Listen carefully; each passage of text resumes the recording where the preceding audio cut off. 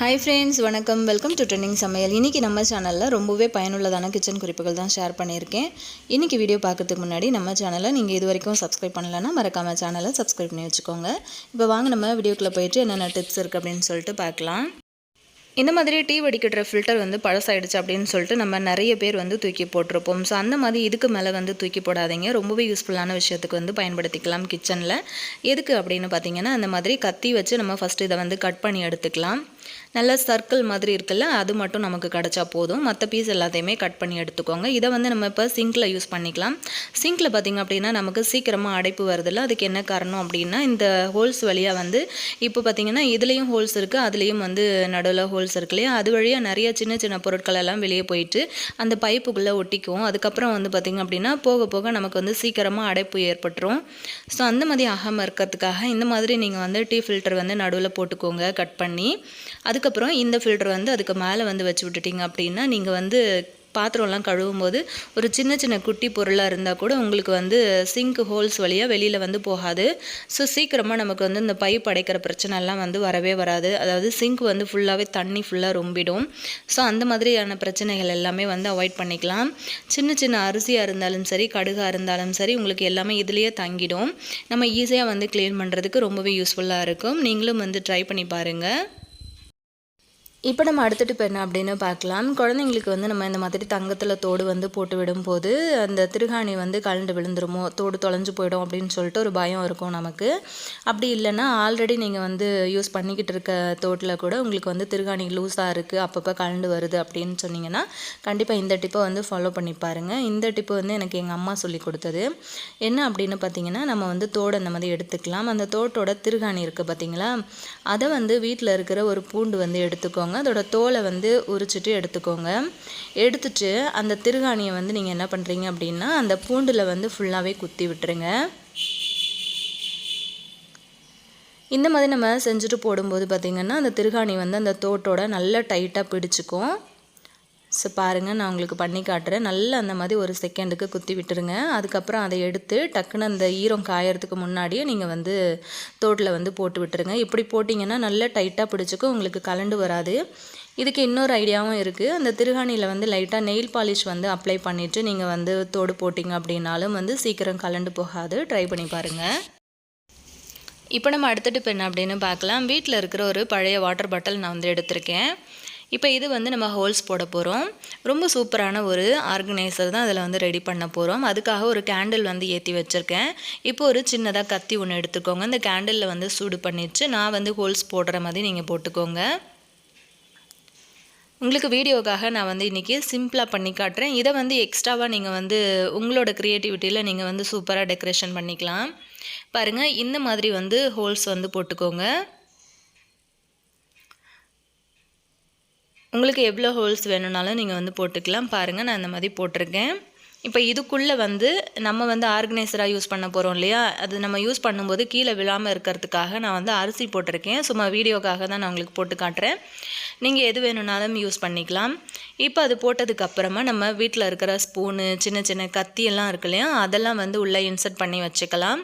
பாருங்கள், இந்த மாதிரி வந்து பண்ணி வைக்கும்போது ஸ்பூன் எல்லாம் கத்தி இதை மாதிரியான விஷயங்களை நம்ம வந்து அடிக்கடி வந்து தேட தேவை கிடையாது. ஒரே இடத்துலையே இருக்கிறதுனால நமக்கு ஈஸியாக எடுத்துகிட்டு நம்ம திரும்பவும் வந்து உள்ளே எடுத்து வச்சுக்கலாம். கத்தி வந்து ஸ்டாண்டு இல்லாதவங்க கூட இந்த மாதிரி வந்து நீங்கள் பண்ணி ரெடி பண்ணி யூஸ் பண்ணிங்க அப்படின்னா உங்களுக்கு ரொம்ப ரொம்ப யூஸ்ஃபுல்லாக இருக்கும். ட்ரை பண்ணி பாருங்கள். இப்போ நம்ம அடுத்த டிப் என்ன அப்படின்னு பார்க்கலாம். நம்ம வைக்கிற குழம்புல வந்து பார்த்திங்கன்னா சில நேரங்களில் எண்ணெய் வந்து அதிகமாகிடும். ஸோ சாப்பிட்றதுக்கு ரொம்பவே சிரமமாக இருக்கும். அந்த மாதிரி எண்ணெயை வந்து எப்படி நம்ம ரிமூவ் பண்ணுறதுன்னு பார்க்கலாம். இப்போது ஒரு கரண்டி எடுத்திருக்கேன். அதுக்குள்ளே வந்து இந்த மாதிரி ஐஸ் கட்டி வந்து 2 சேர்த்துருக்கேன். இப்போ ஐஸ் கட்டி சேர்த்ததுக்கப்புறமா அந்த ஆயிலுக்கு மேலே வந்து இந்த கரண்டியை ஒரு 1லேருந்து ஒரு 2-3 செகண்டுக்கு நீங்கள் இந்த மாதிரி வந்து வச்சு எடுத்தீங்க அப்படின்னா அந்த ஐஸ் கட்டி உள்ளே இருக்கிறதுனால அந்த ஆயில் ஃபுல்லாகவே வந்து அந்த கரண்டிக்கு பின்னாடி ஒட்டிக்கும். ஸோ இந்த மாதிரி வந்து நீங்கள் எவ்வளோ எண்ணெயாக இருந்தாலும் அழகாக ரிமூவ் பண்ணலாம். பாருங்கள், நான் பண்ணும்போதே வந்து கீழே இருந்த எண்ணெய் ஃபுல்லாகவே வந்து கரண்டியில் ஒட்டிக்கிச்சு. ஸோ ரொம்ப ரொம்ப யூஸ்ஃபுல்லான டிப்பாக இருக்கும்னு நினைக்கிறேன். ஸோ இதுக்கு மேலே வந்து எண்ணெய் வந்து அதிகமாகிடுச்சு அப்படின்னா நீங்கள் கவலைப்படவே படாதீங்க. ஸோ பாருங்கள், அவ்வளோ எண்ணெயும் நமக்கு ரிமூவ் ஆகிடுச்சு. இந்த மாதிரி திரும்ப திரும்ப நீங்கள் பண்ணிகிட்டே இருந்தீங்கன்னா மொத்த எண்ணெயும் வந்து வந்துடும். ட்ரை பண்ணி பாருங்கள். ஏலக்காய் பொடி வந்து எப்படி நம்ம வந்து வீட்டில் அரைக்கிறது, ஏலக்காயை வந்து அப்படியே அரைக்க முடியல, அரைச்சா கூட அந்த நார் நாராக வருது அப்படின்னு சொல்லிட்டு நிறைய பேர் வந்து கேட்குறீங்க. ஸோ இதுக்கு வந்து ஈஸியாக நம்ம எப்படி அரைக்கலாம் அப்படின்னு பார்த்தீங்கன்னா, இப்போ ஃபஸ்ட்டு நம்ம வந்து ஏலக்காயை வறுத்துக்கலாம். ஏலக்காயை வந்து இந்த மாதிரி ஒரு பேனில் போட்டு நான் அந்த மாதிரி வறுத்துக்கிறேன். மேலே வந்து பார்த்திங்கன்னா குட்டி குட்டியாக பபுள்ஸ் மாதிரி வர ஆரம்பிக்கும். ஸோ அந்த டைமில் வந்து அடுப்பு ஆஃப் பண்ணிவிட்டு இந்த ஏலக்காயை நம்ம வந்து தனியாக எடுத்து வச்சுக்கலாம். பாருங்கள், இந்த மாதிரி நான் வந்து மிக்ஸி கப்பில் சேர்த்துருக்கேன். இப்போ வந்து பார்த்திங்கன்னா நல்லா மொறுன்னு வந்திருக்கு ஏலக்காய். இப்போ வந்து இது கூட அரைக்கிறதுக்கு நம்ம வந்து ஒரு 2லேருந்து 3 ஸ்பூன் அளவுக்கு ஒயிட் சுகர் வந்து சேர்த்துருக்கேன். சேர்த்து இந்த மாதிரி அரைச்சிங்கன்னா நல்லா உங்களுக்கு நைஸான பவுடராக அரைப்பட்டுரும். இந்த மாதிரி நீங்கள் அரைச்சி வச்சிட்டிங்கன்னா ஸ்வீட் ரெசிபியாக இருந்தாலும் சரி, டீ போடுறதுக்காக இருந்தாலும் சரி, உங்களுக்கு யூஸ் பண்ணிக்கிறதுக்கு ரொம்பவே ஈஸியாக இருக்கும்.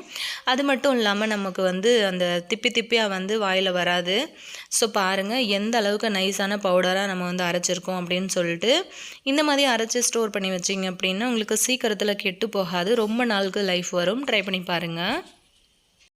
இப்போ நம்ம அடுத்த டிப் என்ன அப்படின்னு பார்க்கலாம். இந்த மாதிரி தேங்காய்லாம் வந்து பார்த்திங்கன்னா நம்ம பாதி யூஸ் பண்ணிவிட்டு பாதி தேங்காய் வந்து வச்சுருப்போம். ஸோ வெளியில் வச்சுருந்தாலும் சரி, ஃப்ரிட்ஜில் வச்சுருந்தாலும் சரி, ஒரு 2 நாளில் வந்து பார்த்திங்கன்னா அதோட கலர் வந்து மாறிடும். ஸோ அந்த மாதிரி மாறாமல் இருக்கிறதுக்காக தேங்காய் வந்து நீங்கள் பாதியை இந்த மாதிரி எலுமிச்சம்பழம் சாறு வச்சு இந்த மாதிரி தொடச்சி விட்டுருங்க. இந்த மாதிரி தொடச்சிட்டு நீங்கள் ஃப்ரிட்ஜில் வச்சிங்கன்னா வெள்ளை வெளியேறுனே இருக்கும், உங்களுக்கு கலர் மாறவே மாறாது. இப்போ நம்ம அடுத்த டிப் என்ன அப்படின்னு பார்க்கலாம். இந்த மாதிரி கருப்பாக இருக்கிற வெள்ளி நகைகளை எப்படி நம்ம ஈஸியாக வீட்லேயே வந்து பளபளன்னு புதுசு போல் ஆக்குறது அப்படிங்கிறத தான் பார்க்க போகிறோம். இப்போ வந்து பார்த்திங்கன்னா ஒரு 2 செயின் எடுத்திருக்கேன். உங்களுக்கு பார்க்கும்போது தெரியும் இதோட கலர் வந்து எந்த அளவுக்கு கருப்பாக இருக்குது அப்படின்னு சொல்லிட்டு. இப்போ வந்து ஒரு பழைய பேன் எடுத்திருக்கேன். அதில் வந்து கொஞ்சமாக தண்ணி சேர்த்து கொதிக்க விட்டுருக்கேன். கொஞ்சமாக விம் மட்டும் நம்ம வந்து சேர்த்துக்க போகிறோம். வேறு எந்த பொருளுமே நான் இன்றைக்கி சேர்த்துக்கல. ஒரே ஒரு ஸ்பூன் அளவுக்கு விம் மட்டும் சேர்த்துக்கோங்க, அதாவது லிக்விட் வந்து சேர்த்துக்கோங்க. சேர்த்துட்டு அது கொதிக்கும் போது இந்த நகைகளை வந்து நம்ம உள்ளே போட்டுக்கலாம். அந்த தண்ணி வந்து நல்லா கொதித்து உங்களுக்கு ட்ரை ஆகும்போது உங்களுக்கு இதோட கலரும் வந்து நல்லா சேஞ்ச் ஆகி வரும். பாருங்கள், அந்த தண்ணி கொதிக்க ஆரம்பிக்கும் போது இந்த நகையோட கலர் வந்து நல்லா மாறி வருது. ஸோ பாருங்கள், நல்லா ட்ரை ஆகி வந்ததுக்கப்புறம் உங்களுக்கே தெரியும். பாருங்கள், 3/4 வாசி அளவுக்கு அதில் இருக்கிற அழுக்கு எல்லாமே போயிடுச்சு. ஸோ இப்போ நம்ம வந்து இதை வாஷ் பண்ணி எடுத்துடலாம். லைட்டாக வந்து ப்ரஷ்ஷில் விம் லிக்விட் வந்து அப்ளை பண்ணிவிட்டு இந்த மாதிரி தேய்ச்சி கொடுத்துருங்க. ரொம்ப ஸ்ட்ராங்காக இருக்குது கரை அப்படின்னும் போது இன்னும் கொஞ்சம் அழுத்தம் கொடுத்து தேய்ங்க. மற்றபடிக்கு வந்து பார்த்திங்க அப்படின்னா ரொம்ப சிம்பிளாக நம்ம வந்து இந்த ஒரே ஒரு லிக்விட் வச்சு நம்ம வந்து ஈஸியாக க்ளீன் பண்ணி எடுத்துடலாம். பாருங்கள் எந்த அளவுக்கு பளபளன்னு இருக்குது அப்படின்னு சொல்லிட்டு. ஆல்ரெடி நம்ம வந்து பார்க்கும்போது முன்னாடியே ரொம்ப கருப்பாக இருந்தது இல்லையா, இப்போ வந்து பாருங்கள் நல்லா பளிச்சுன்னு ஆகிடுச்சு. ஸோ இதுக்கு அப்படின்னு சொல்லிட்டு நம்ம கடைகளில் வந்து காசு கொடுத்து நம்ம பாலிஷ் போட தேவை கிடையாது. நம்ம வீட்லேயே வந்து அழகாக க்ளீன் பண்ணி எடுத்துடலாம். ட்ரை பண்ணி பாருங்கள். இன்றைக்கான வீடியோ உங்களுக்கு பிடிச்சிருந்ததுன்னா மறக்காமல் உங்கள் ஃப்ரெண்ட்ஸ் அண்ட் ஃபேமிலி மெம்பர்ஸ் கூட ஷேர் பண்ணுங்கள். இன்னொரு நல்ல வீடியோவில் நான் உங்களை திரும்ப மீட் பண்ணுறேன் ஃப்ரெண்ட்ஸ். தேங்க்யூ.